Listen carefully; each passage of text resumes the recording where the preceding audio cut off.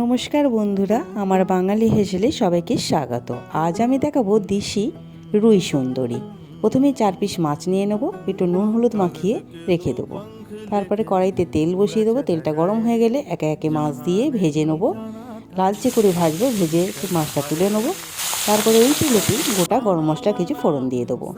ফোড়নটা একটু গরম হয়ে গেলে পেঁয়াজ বাটা রসুন বাটা দিয়ে একটু ভাজা ভাজা করে নেবো। পেঁয়াজটা একটু ভাজা ভাজা হয়ে এলে টমেটো দিয়ে দেবো। টমেটোটা একটু নুন দেবো, গলা পর্যন্ত নাড়তে থাকবো।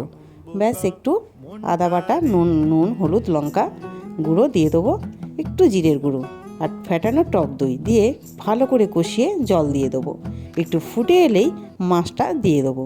মাছটা দেওয়ার পর একটু গ্রেভি গ্রেভি হয়ে যাবে। তারপরে ধনেপাতা ছড়িয়ে সার্ভ করে নেবো।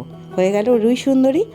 কেমন লাগলো রেসিপিটি জানিও, কমেন্টে জানাবে। আর কি কি দেখতে চাও এরপর রেসিপি।